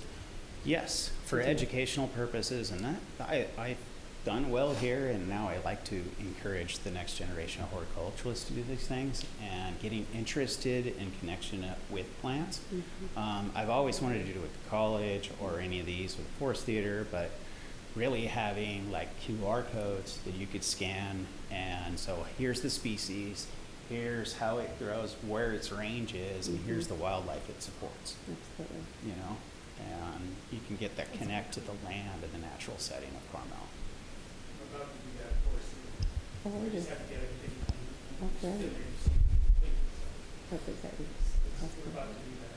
Scenic is a little more difficult because we haven't started official planting and all that. Right. We have to get through this year, but yes. Okay. Thanks for the question. Absolutely. So if there aren't any other questions for Alan, thank you for the presentation. I'll open it up to our dedicated followers here in the chambers for public comment. This could be our longest meeting on record. Not sure. Hi, I'm Peter Quintanilla, and I was here mostly for the forest management plan, but since I saw Alan here, I wanted to give him a thumbs up because I've worked with Alan for many years, throughout the peninsula, Big Sur, Carmel Valley. And really, the work he does is really amazing. He knows his plants and he's knowing his trees. And all the projects we've worked on are always super good. Thanks, Peter. Is there anyone online that, oh, sorry, Francisco. Very briefly for Evan, what do you plan to do about the diseased trees, like the big pine oak and the cypress? What, I mean, you showed us the pine tree and also some cypresses that have, I mean, they're not in the best health conditions. So, any recommendations for those? Do you plan to remove them? That's a discussion. Okay, yeah, because those are big trees, so yeah. Yeah. So hopefully you won't need to remove them for. It's always about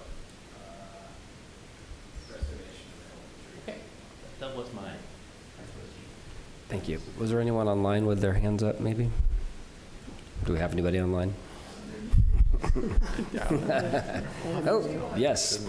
Hello there, Cindy. Oh, where'd she go? Oh, there she is. Perfect. Oh, did you put your hand down?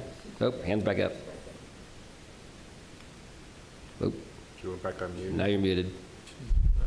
Now you're not muted. Hello? There, Cindy? You're up.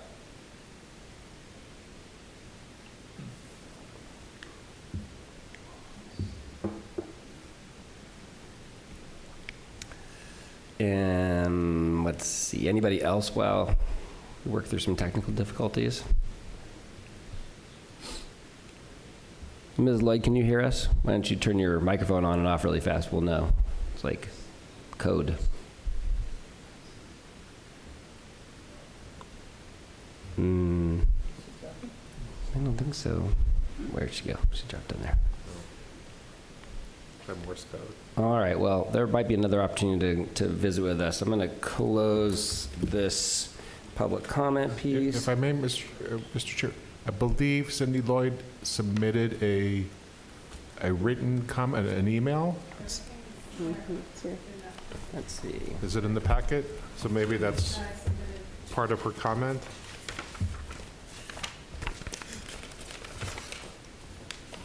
That's a lot of stuff. So I don't fit in my backpack.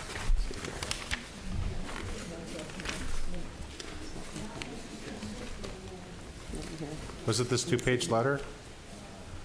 No. No, that's not that. I don't see her name on Well, it. while we're looking, why don't we, we've been asked to provide some direction, some guidance to the city regarding the presentations that have been made. I know there were some comments specifically by me that I shouldn't have been making prior, but I'm going to reiterate them just briefly, just saying that I think that these three plans really do work together. They're all essentially saying the same thing. I love the idea of what people see down the middle is representative of what our area is. In fact, like that one picture that I saw that had like a bunch of like really colorful flowers at the end, I don't like that. I like much more of just the natural kind of flow of the color, and like I see over at the Forest Theater, it just looks like it happened naturally. And I would love to see that in these medians. So that's a little different than what's proposed in item 2, where we want to go back to the 30s and have juniper under the existing tree structures. I just don't find that that's, really where we want to go. And I guess I'm kind of reaching to Bob on this too, because when we go back 6 months, I thought we'd kind of revisited this and it was let's go ahead and go. And then it just kind of died. I don't know whether that was because of Sarah leaving or just not getting approval from the city council or, them having objection. But I had thought, even back with item 1 when we had coming in with Dale after, doing that test on Monteverde and between Monteverde and Lincoln, that they came to us and said, we're good to go. Let's do this. Let's move on it.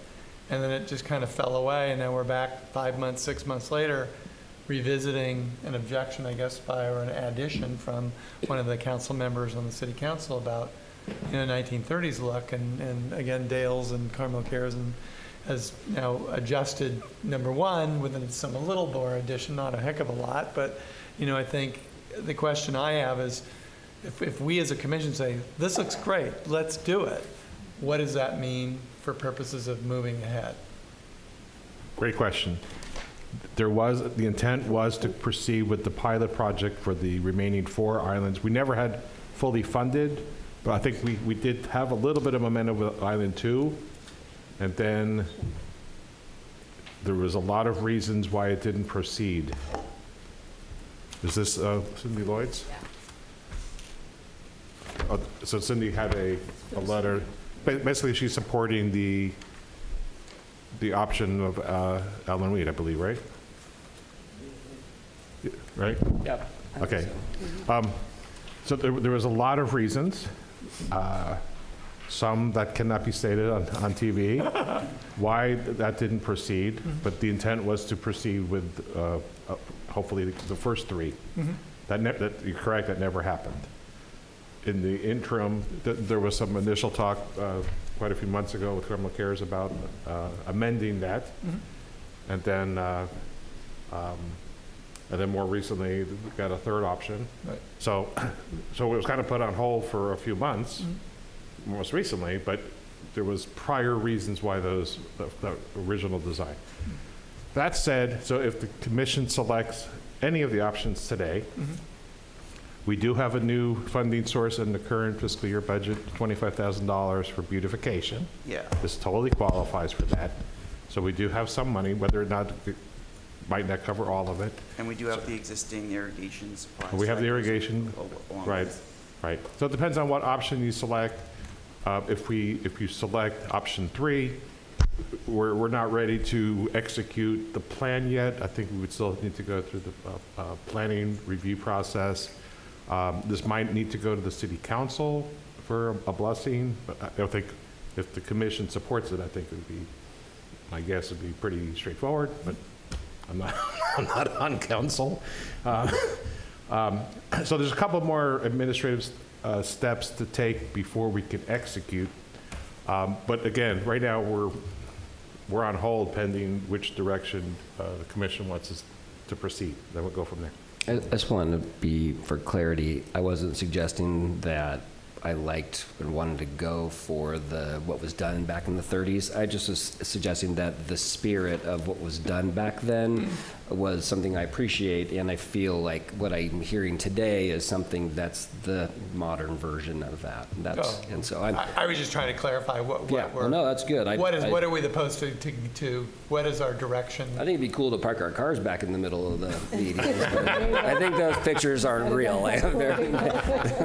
We do need more parking. Exactly. So do we need a motion for purposes of this, Bob, or no, or is it just a recommendation? It's not a motion. It's not a motion.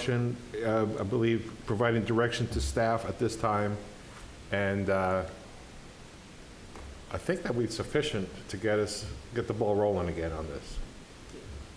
But again, there might be some additional. It might require city council approval. I do not know for sure.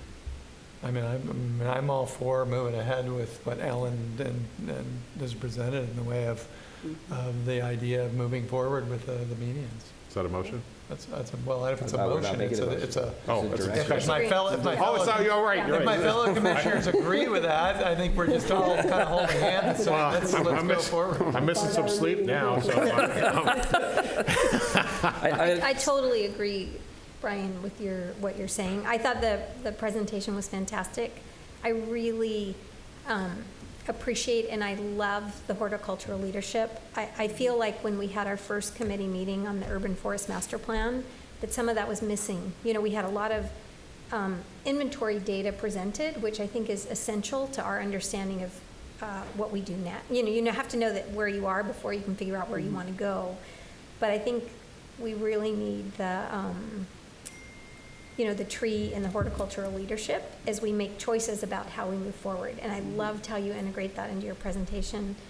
I love the pollinator. I could envision the school kids, walking from the Forest Theater to the beach, following your pollinator pathway. I think it's something that the town could use to share with visitors, that we're taking a leadership in sustainability of using natives. So I think too, I think just for purposes of getting a little bit of a vision on it is to go to the Forest Theater and look at what's been done to date. It's definitely heading in a really beautiful direction, but that's a good view into maybe what the medians will look like, or heading that way in the future.